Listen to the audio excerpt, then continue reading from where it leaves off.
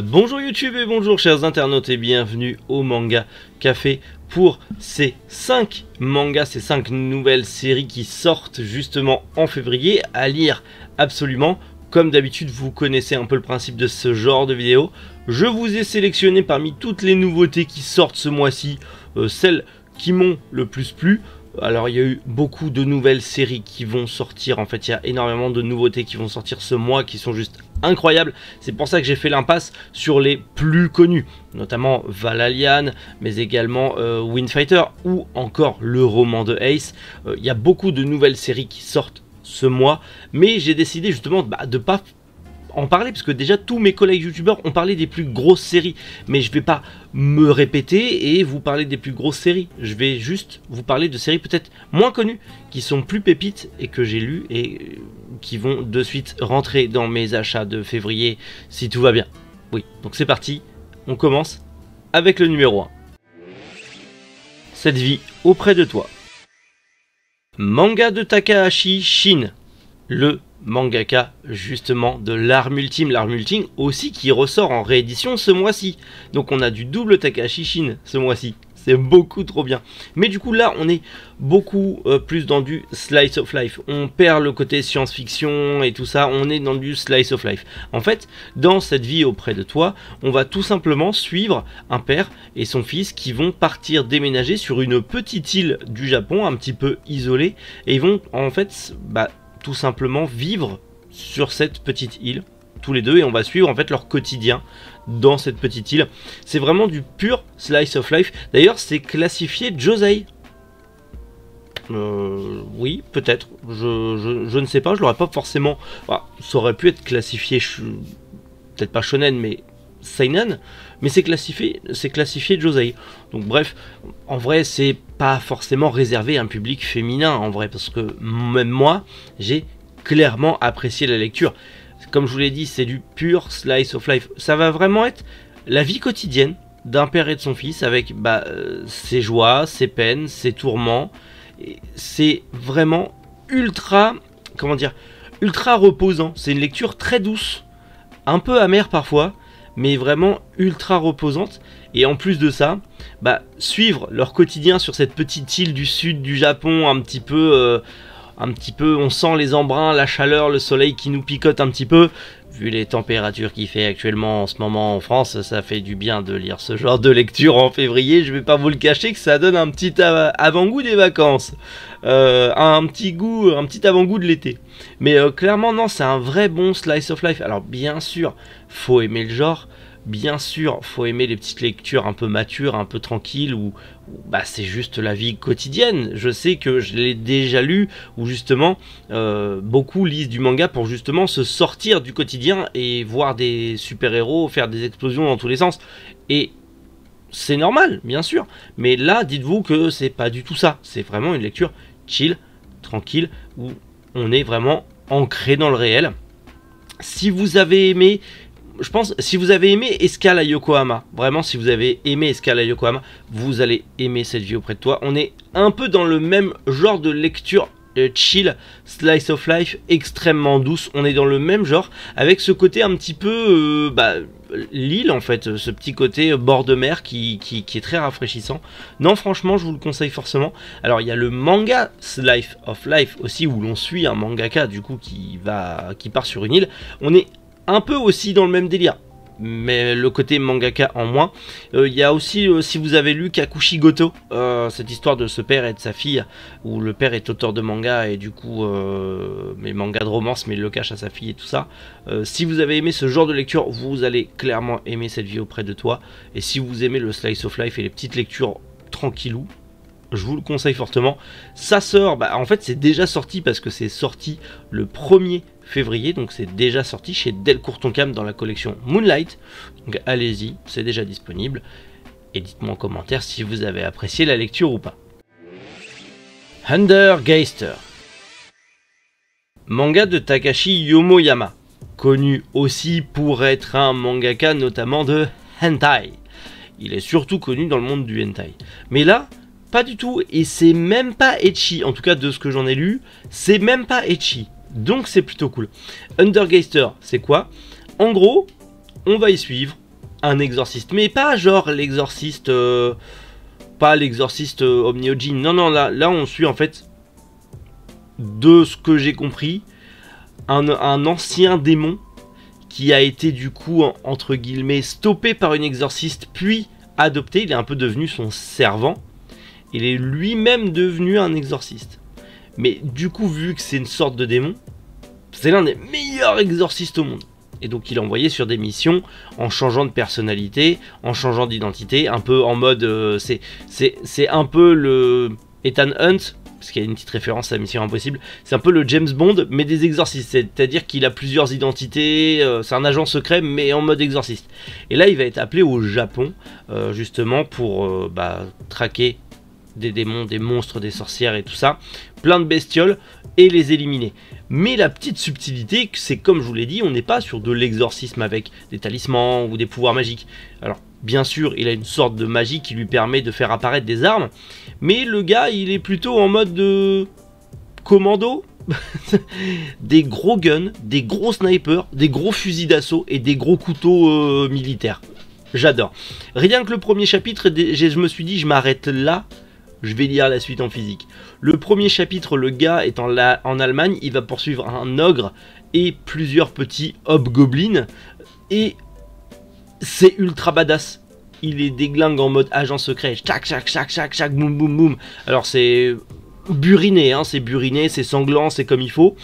Il déglingue l'ogre qui est entouré de nanas à moitié, enfin non, qui sont nues, des femmes nues que l'ogre il est en train de faire mumuse avec avant de les manger. Le gars exorciste, il bute l'ogre en mode 3 balles, 4 coups de couteau, bam bam bam. L'ogre a même pas le temps de réagir qu'il s'est fait déglinguer. Et là, genre, il y a une sorcière qui débarque. Et à un moment ultra badass où il saute par la fenêtre, roulé boulet, il se planque dans un coin, il invoque un sniper, il voit la sorcière lui fonce dessus, il lui éclate la cervelle au sniper dans des planches monstrueusement belles. J'ai dit, ce manga est fait pour moi. Je veux la suite, ça a l'air ultra burné, ça a l'air trop bien. Autant... j'aime beaucoup le slice of life que j'ai découvert ces dernières années, parce que c'était pas un genre qui m'attirait au début.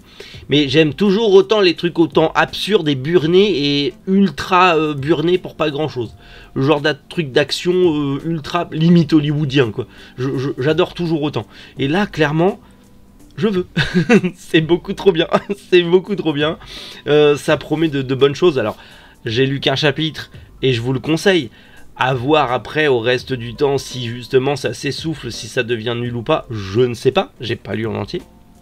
Comme vous le savez, sur ce genre de format, je ne lis qu'un chapitre ou deux et après je vous le conseille et moi je me prends la suite et je me lis la suite dans mon coin. Donc voilà, mais en tout cas sur un chapitre déjà moi j'étais à fond dedans.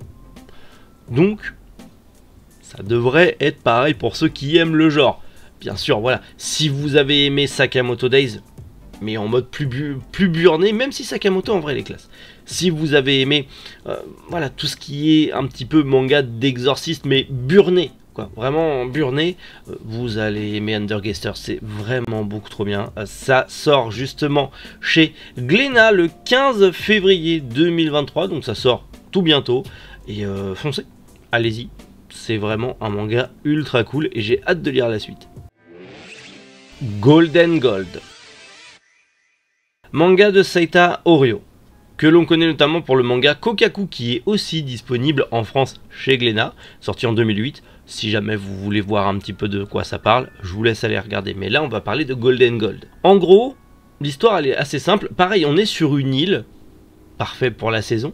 On est sur une île un peu isolée où justement la population de l'île baisse parce que tout le monde part vers Tokyo ou vers les villes. Parce que franchement, l'île, voilà... hein, elle est un peu isolée, tout le monde s'en va. Et une jeune fille va trouver une sorte d'idole, une sorte de statue échouée sur la plage.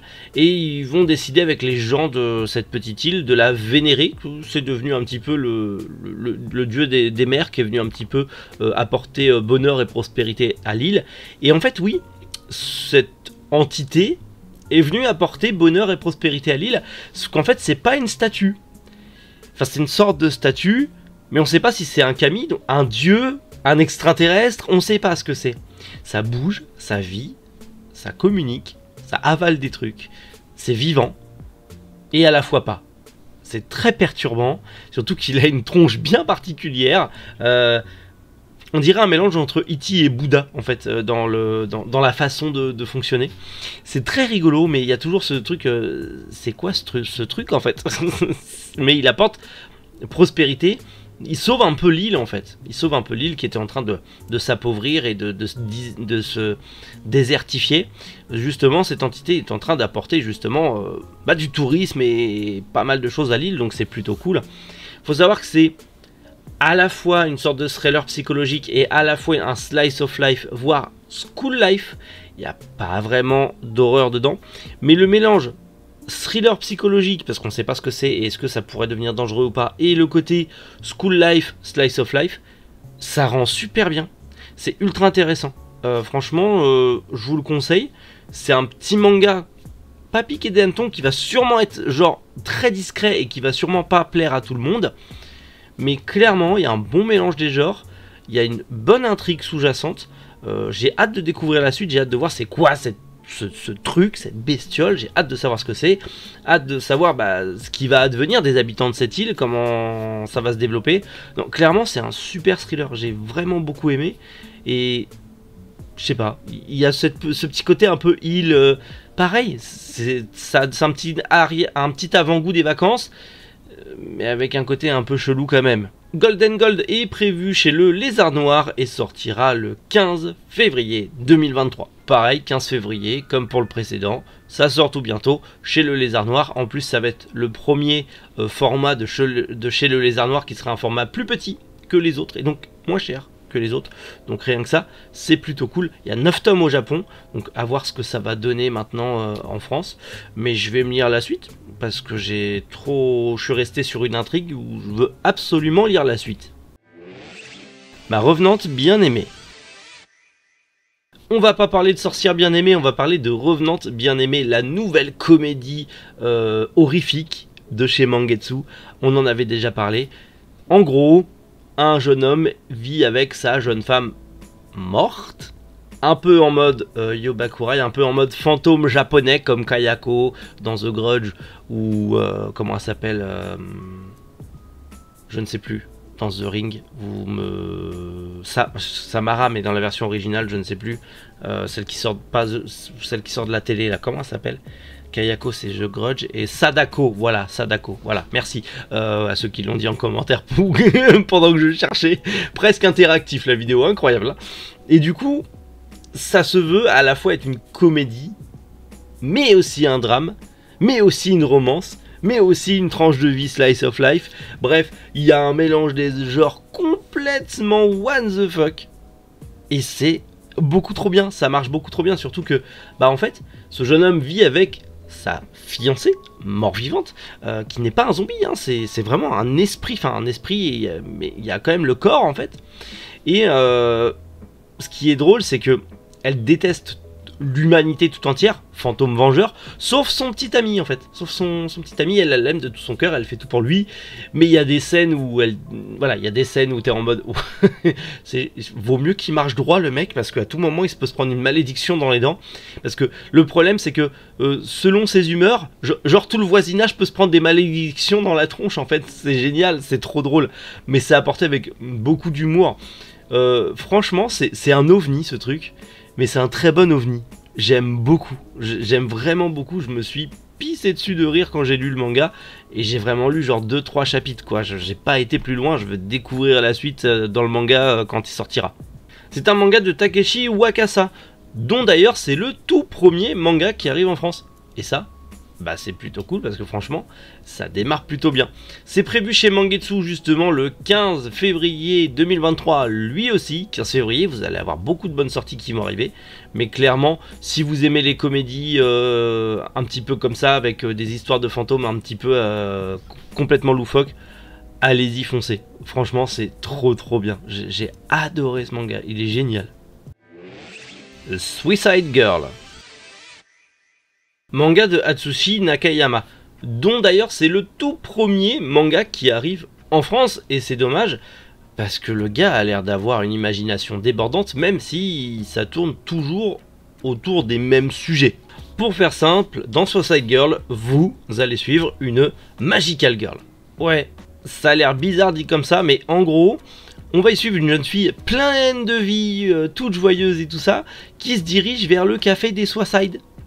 Ouais, je le dis avec cet accent parce que je tiens à ma monétisation quand même. Et du coup, elle va là-bas pour mûrir. Et bah c'est ce qui va lui arriver, sauf que en fait, elle dans ce café qui aide les gens à se foutre en l'air, du coup, elle va avoir un rêve et en fait, ça va être l'élu, la nouvelle Magical Girl Anti-Suicide. En gros, elle va devenir une Magical Girl qui va avoir pour but de sauver les gens qui sont poussés au suicide par un esprit qui est justement par des fantômes qui sont justement là pour pousser les gens à commettre ces actes, et donc elle va devoir les éliminer. Clairement, je suis en mode Magical Girl, je viens de me taper toute l'intégra de Puella Maggie, et du coup, on est pas réellement dans le même délire, mais un peu quand même. Mais par contre, on est sur un truc, alors on est sur un truc Magical Girl mignon, mais avec un côté très horrifique, très sombre, très hallucinant, tout en étant une comédie, un petit peu. C'est un truc de malade mental. J'adore le dessin, j'adore le trait. On passe de trucs ultra mignons, ultra enjoués, ultra tout ça, à des trucs ultra sombres et ultra macabres. C'est vraiment bien fait, le dessin est bien particulier. Il y a vraiment une grosse identité, une grosse patte artistique que j'aime beaucoup, parce que c'est quelque chose que l'on ne voit pas partout. Et j'adore, et surtout ce mélange entre côté Magical Girl, la fille elle est toute mignonne, toute enjouée, tout ça. Même quand elle essaye de se foutre en l'air, c'est mignon parce qu'elle se loupe et c'est idiot. Avec le côté en mode, elle doit combattre des esprits qui sont ultra sombres. Mais vraiment, ultra sombres. Il y a deux côtés, deux dessins différents, une claque. Une claque. J'ai adoré ce manga. Franchement, il est génial. Si vous avez aimé Puella Maggie, et même si vous avez aimé, alors vous étiez beaucoup à m'avoir suggéré un truc de Magical Girl, c'était Magical Girl Only Shit. Vous étiez beaucoup à me le conseiller. Je pense que peut-être que c'est dans le même genre. Je l'ai pas encore lu, les copains. Je vais corriger ça, vous inquiétez pas.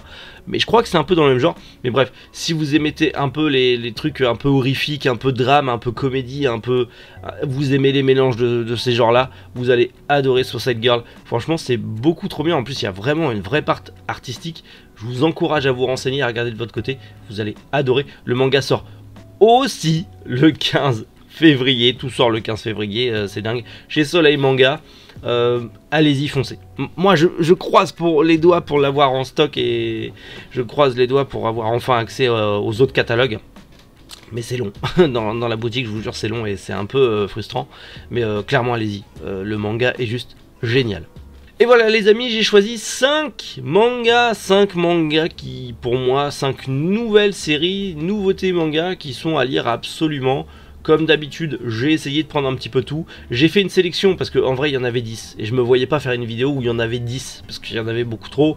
Donc j'ai vraiment enlevé les mangas qui étaient les plus connus et les plus attendus du mois. D'autres collègues youtubeurs en ont parlé, n'hésitez pas à aller voir leurs vidéos, ils le font très bien également. Comme ça, ça vous donnera un petit peu une idée de tout ce qui sort et tout ce qui peut être intéressant. Mais en tout cas, voilà, moi j'ai lu les premiers chapitres de ces 5 là. Bien sûr que je vais me les acheter parce que clairement je vous les ai sélectionnés pour moi. Ces 5 lectures que je vais adorer en ce mois de février. 5 nouvelles séries que j'adore en ce mois de février. Et clairement, si vous ne savez pas quoi lire ou vous voulez démarrer une nouvelle série, c'est pile ce qu'il faut. Je sais que beaucoup vont me dire en commentaire, t'as pas parlé de tel manga, tel manga, tel manga. Le format se veut d'être un format qui parle des nouveautés manga, donc du tome 1, c'est-à-dire d'un nouveau manga qui sort, donc un tome, le tome 1 qui sort d'une nouvelle série. Je n'ai pas parlé de telle série parce que son tome 4 est sorti ce mois-là, ça n'a pas de sens. Ça s'appellerait du coup un bilan lecture, et pas une lecture, les nouvelles séries à découvrir. Voilà les copains, je sais que vous êtes nombreux à me le dire, mais pourquoi tu fais plus de bilan lecture et tout, c'est trop bien. Bah déjà parce qu'en ce moment j'ai pas le temps de lire, et je vous l'ai dit que ça arrivera, mais plus quand on aura la boutique et tout ça, parce que le catalogue sera plus grand, et donc je pourrai mieux vous présenter, parce que je pourrai avoir les mangas avant leur date de sortie, et donc vous les présenter. Ça sera beaucoup mieux. Donc voilà, en tout cas, on se retrouve demain matin, 7 h, comme d'hab, pour le retour du Manga Café News. D'ici là, prenez soin de vous, et surtout passez une excellente journée. c'est le plus important. C'était Méric. Boujou, les internautes.